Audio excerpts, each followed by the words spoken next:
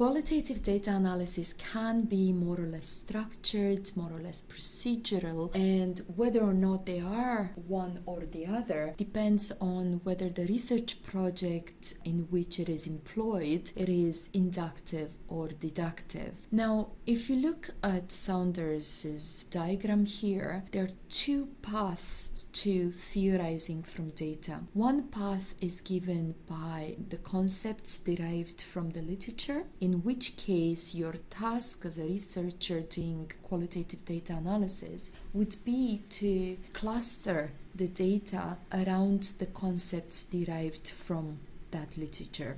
Another path, however, is that taken in an inductive research project, the more traditional, straightforward, mainstream qualitative data analysis approach, which we will discuss further in this video. The inductive approach to analyzing qualitative data is sometimes referred to as a grounded approach. It may or may not be used with a grounded theory research design, but what is meant by that is that it is grounded in the data rather than the opposite, grounded in the literature. In this approach, you don't start with a theoretical framework, with a theory of any type. Instead, after you familiarize yourself with the literature, you abstain from forming any hypotheses or theories from that literature, and instead you immerse yourself in the data. It is on the basis of your data that you develop your questions, hypotheses, and propositions. In this way, and many scholars would even contest the existence of hypotheses and propositions, period. They would probably not find their place in a grounded approach to data analysis, but others do. The common denominator between these two schools of thought is that in an inductive approach, qualitative data is analyzed in the absence of a pre-established theoretical framework.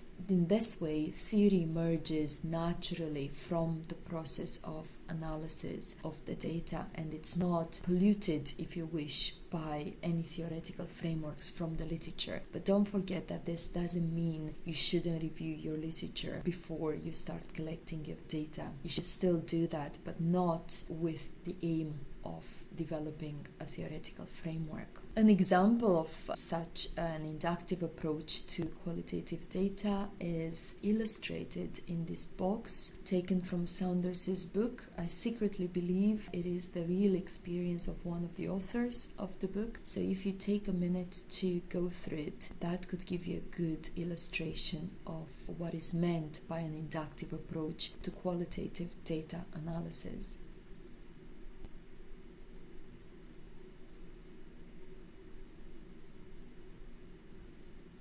As you can see, we can start with a deductive approach and pretty much change your mind in the middle of your research if you realize that's not really going to do much service to your research. And the other way around, you could start with an inductive approach, and if you feel it doesn't really take you anywhere, you could just change that approach midway. Of course, preferably you would not declare that in your dissertation or indeed in your PhD thesis. You would choose one of the two. But this example is there to show you that your choice between the two is not one you can't reverse later.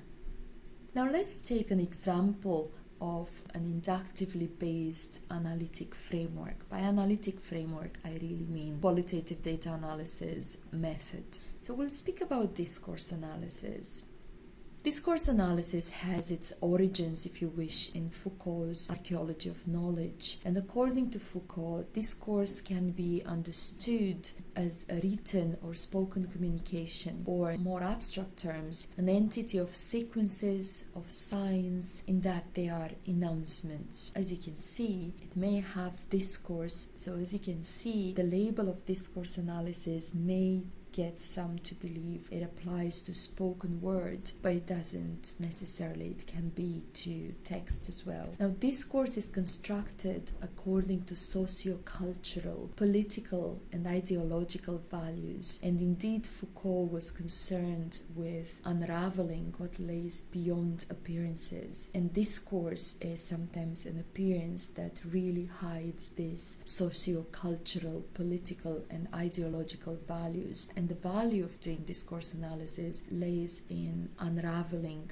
those values from the spoken or written word. Indeed, words and their meaning depend on where and by whom they were used. They also depend on to whom they were used, therefore emphasizing once more the social and institutional setting of the discourse. Variants of discourse analysis include content analysis, thematic analysis, sentiment analysis, discursive psychology, critical discourse analysis, and a few others as well. Academic research on research methodology can present a few others that we would not refer to, and perhaps you would not see any textbook referred to, but this is a field of continuous change, so there will be new and new advances and new labels, but at the core they all have the principles of discourse analysis at heart. Let's take a further example of discourse analysis applied to an audio recording from the Oral History Archive of the British Library. This is about the UK miner strikes, and the recording is available at the given link, which you should find available under this video, but a transcript of that recording is available here. Now, let's remind ourselves of the stages in the data analysis process. Post collecting your data and choosing your analytic framework, conducting the analysis consists of preparing that data, which in some cases and indeed in most cases means transcribing your recording, interpreting that data that relies heavily on coding, and in the case of deductive research on the themes based on literature, theorizing that data, in other words clustering those codes into more general statements, and then concluding, theorizing at a more abstract level, in other words creating a tentative theory, a tentative explanation of the phenomenon observed. Now let's see how this applies in the transcript we are using as an example.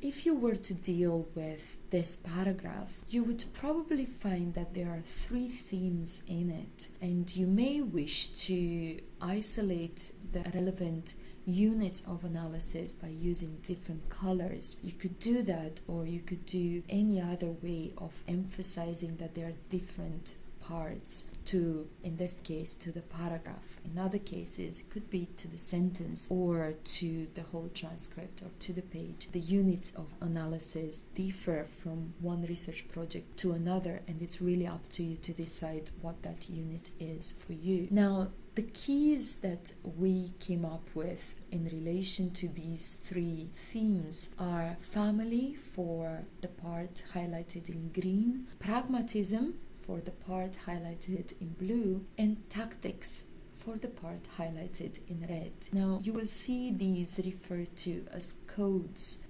emerging of your analysis, and the codes are typically one word or one phrase. In our case, the 3 are family, pragmatism, and tactics. Now to the next stage of your data analysis, theorizing. In other words, making a bit of a narrative around your codes. So one way in which you could do that to later insert in your findings chapter is as explained on this slide.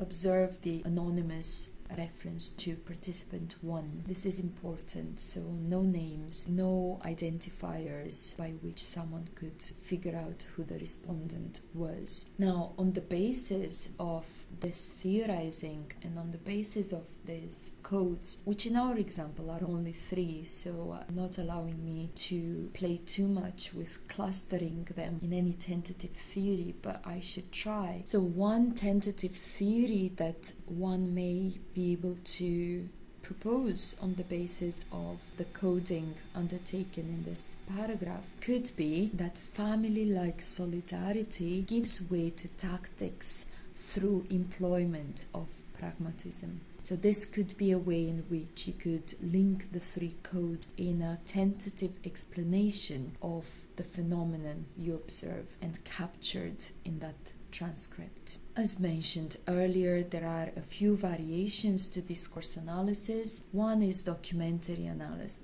Now that we've seen how discourse analysis works, let's have a brief look at some of its variations. One is documentary analysis. It applies to specific texts in documents, and indeed some studies depend entirely on documentary data to which they apply documentary analysis. Others, and indeed most studies, collect documentary data in conjunction with other types of data, whether primary or secondary. Now, we mentioned quite a few variations of the discourse analysis. Most of them are very, very similar to discourse analysis. However, content analysis is somewhat different. Indeed, it aims to quantify the content of a document, looking at, for example, how many times a word, an idea, or a theme is repeated, either within the same interview or focus group or across